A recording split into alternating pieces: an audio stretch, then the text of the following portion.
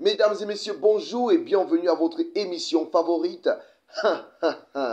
Aujourd'hui, nous parlons avec Monsieur Takam.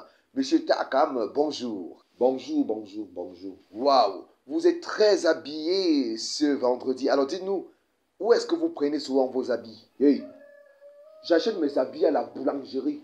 Vous êtes même quel genre de journaliste? Vous demandez qu'on achète les habits où? Voilà. C'est comme ça que ça a commencé. Vous êtes déjà en train de chuter. Vous avez dit que votre chute va arriver, va devenir journaliste à votre place. Non. Soit vous avez la promotion, soit on vous licencie. Parce qu'on ne stagne pas au cours de cette année. Moi, je ne blague même pas de ça. Oui, oui, oui, monsieur le journaliste. Merci, monsieur Takam. Alors, dites-nous plus sérieusement, où est-ce que vous prenez souvent vos habits? Dans quel marché particulièrement? Sinon, j'achète mes habits à Hawaï. Je voyage et je vais à Hawaï acheter mes habits. Hawaï, là-bas, à Yaoundé, au Cameroun, c'est là-bas que j'achète mes habits.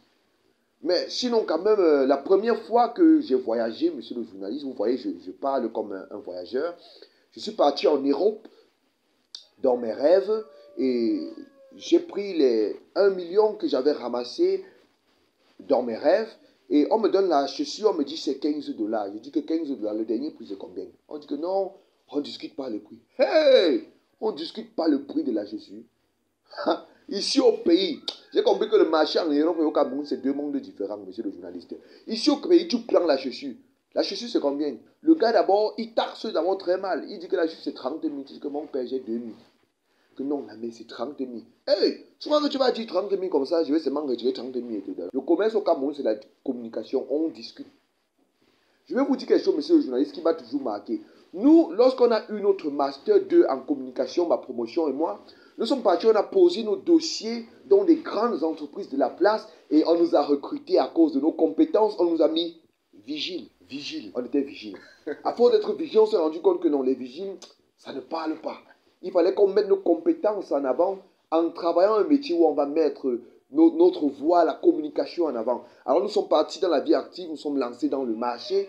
Et quand on est arrivé, on s'est dit, avec notre niveau académique, on ne peut pas parler vraiment comme n'importe qui. Il fallait qu'en parlant, on sente que voici vraiment des personnes qui ont fréquenté. On a commencé, chacun pour son commerce. Mesdames et messieurs, achetez des habits, prenez des tomates, nous vous ferons des réductions. On parlait, on faisait de la voix et on croyait que ça devait changer les trucs. 1 mois, on ne va rien. 2 mois, on ne va rien. 3 mois, on ne va rien. Prenez des tomates, vous avez des remises, vous avez des habits, vous avez des remèdes. Chacun vendait ses marchandises avec la voix la plus belle qu'il pouvait avoir. Ah, en 6 mois, on ne vend rien. C'est là où on a compris qu'au Cameroun, ce n'est pas comme ça que ça fonctionne. On a pris une nouvelle méthode, niveau 2 de la communication. On a lancé. La mec qui ne prend pas sa passe, qu'elle n'a même pas 5 francs sur elle. Je ne peux pas marcher avec la jambe, je vois le moins cher, je laisse. Et maintenant, elle, si elle verse les tomates de quelqu'un, c'est là que les gars ont commencé à venir acheter parce qu'ils avaient déjà un peu peur. Au Cameroun, le marché aussi, c'est de l'humour. Tu vois, quelqu'un, il dit que on dit bonbon de la tour, bonbon la tour. Il répond c'est pour la tour. Non, c'est pour le tonnerre. L'autre est là. La mère, voici le remède des souris. Voici le remède des souris. Voici le remède des souris. Oh, voici le remède des souris. C'est aussi, donc on t'harcèle aussi. Voici le remède des souris. Oh, voici le remède des souris. Voici le remède des souris. La souris a déjà pris le poids à cause du confinement.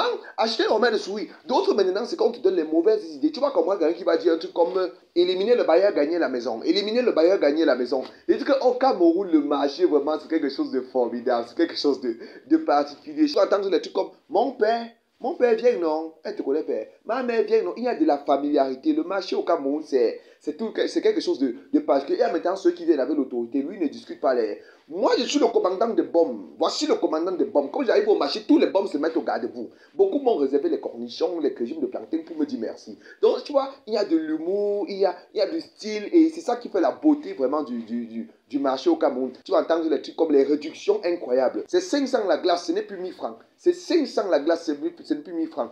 Monsieur le journaliste, c'est particulier et vraiment, je vous dis, c'est ça en fait la fierté même de vivre dans le pays. Donc je termine donc, monsieur le journaliste, en disant que le marché au Cameroun, c'est vraiment de la familiarité et c'est ce qui me marque beaucoup. Waouh, monsieur. Tu vas voir quelqu'un, tu achètes les remèdes à elle, qui dit que ma fille, c'est 5 000, mais comme c'est toi, je te donne à 3 000. Elle te connaît pas, mais comme c'est toi. Mon père vient, non, il y a de la familiarité et c'est une valeur africaine qui mérite vraiment d'être conservée. Et je terminerai donc en disant, monsieur le journaliste, que c'est vrai, nous avons fait des études, mais si nous voulons appliquer les études que nous avons fait à un contexte différent, ça ne marchera pas. Il faudra comprendre que le pays où nous nous trouvons a besoin parfois d'autres choses que ce que nous avons appris à l'école. Il faudra donc entrer dans la roue et pouvoir tourner avec le contexte dans lequel on se trouve pour pouvoir communiquer comme dans le cas du marché. Merci, monsieur le journaliste. Je suis d'accord avec vous, monsieur Takam.